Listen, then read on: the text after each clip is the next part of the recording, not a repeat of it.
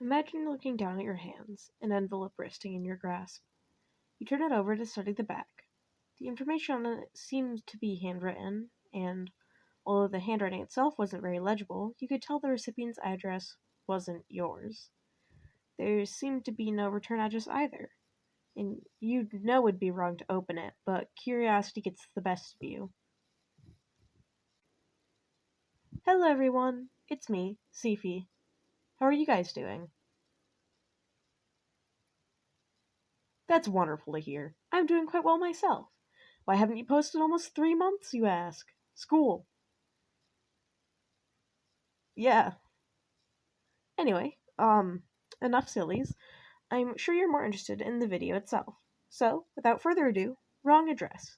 What is it, you ask? What does this entail? Does this mean you're no longer working on Project Awe? I will answer these all in due time, so sit back, relax, and enjoy the show.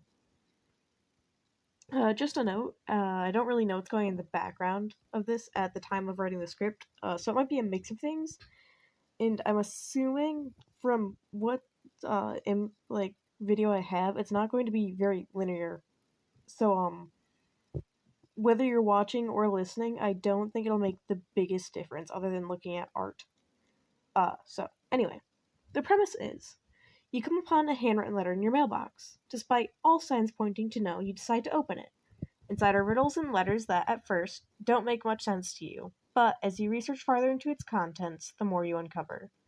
As you'd assume from the description, it's a mystery solving game in which you, the player, look into a strangely marked letter you received, although it's not addressed to you, curious to find out more about its origins. Seriously, if you here for a moment, I do not condone the opening of others' mail. It is a federal offense. Do not do this at home. It is simply for the purpose of the game, and it takes place in a fictional setting, so no real harm is done. Back to sillies. Thank you, Serious Sifi. Now, as I was saying, it's a mystery, visual novel, choose your own adventure kind of game. With story told in both writing and art, there's a lot to look forward to. For the scenery, I have a game based in a small town, seeing as the player is a small town journalist. I think by keeping it on the smaller end, it helps me to limit things I can do, which is both good and bad. I know that giving myself limitless bounds means I will try to go above and beyond my skill set when some of this is already stuff I don't know how to do. And if I do try to do those things, they won't get done, or at least won't get done as well as I'd like it to. But also, by having a small town, I have to think outside the box or like more critically on certain factors. So I think it's a healthy mix of challenge. But I get to think about like character relationships better because everyone knows each other at least to some small degree, which means I can probably include some small town drama or something, which could be fun. So far, I have 5, technically 7 characters, not including my odds and ends, which are my side characters. We have the mailman, Russell. We have the neighbor, Dave.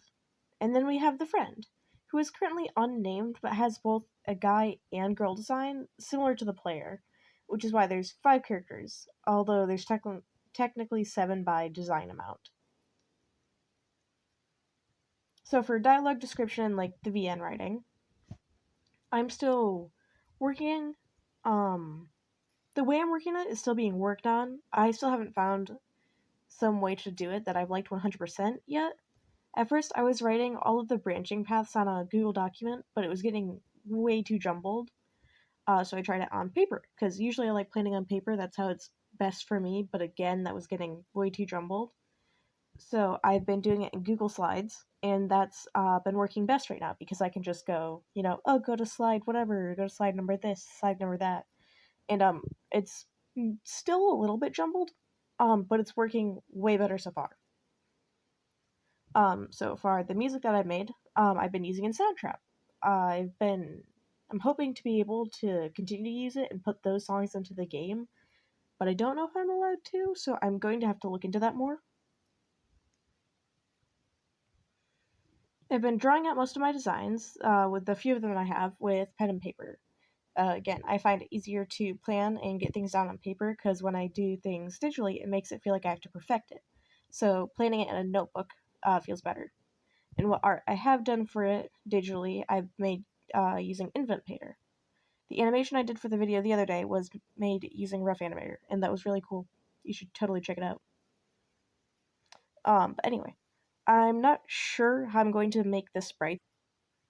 I'm not sure how I'm going to make the sprites yet, but I've considered maybe learning to use Blender or something like that and make low poly models of all the characters, so I have an easier posable reference to draw over. And that way it's a little bit easier on me. So, what's next? For this month, I made a plan to post consistently, or at least semi-consistently. As much as I want to post consistently, I do also have to deal with school and making the game itself. But that's besides the point. I have videos planned for 3 weeks, of which you can see behind me. It's blurred so you can't get spoilers. However, I will allow you all to see my handy dandy key that I made for myself to keep things organized. I've been using Google Notes to keep track of it, because I find that simplest. It's a tool I already use. I have all the days listed to post for what I'm posting, as well as specific days to plan or to rest. And as you can see, the 4th week has no ideas, because I don't know what to do. So, if there's anything you, the viewer, wants to see, let me know. What about Project Awe? As much as I love Project Awe as like my pet project, I have other things I want to work on and pursue right now. It doesn't mean it's gone forever. I still draw many of its casting characters, but it's not something I'm working on right now. Maybe there will come a day that I can come back to it and finish it in its entirety, or maybe it'll remain a thing of memories. That much I cannot say. But for the meantime, it's just gonna sit on the back burner. So, on that note, duty calls. I must be away to work. I hope you'll all stick around to get updates and fun little videos as the game progresses. As always, let me know what you all think, any questions you have, and oh wait, yeah, we're currently at 45 subscribers, at least at the time of the recording. I think last I checked. But that's really close to 50, 5 away from 50, and I'm thinking of doing a Q&A for the 50 subscribers event. So if you have any questions about me or the project or anything at all, feel free to put them below, and I will look at those. I think I'm also gonna put a community post up, so both places work. Just toss the question down, and I will get around to it. That's all I have for you today. Thank you for watching. Squid out.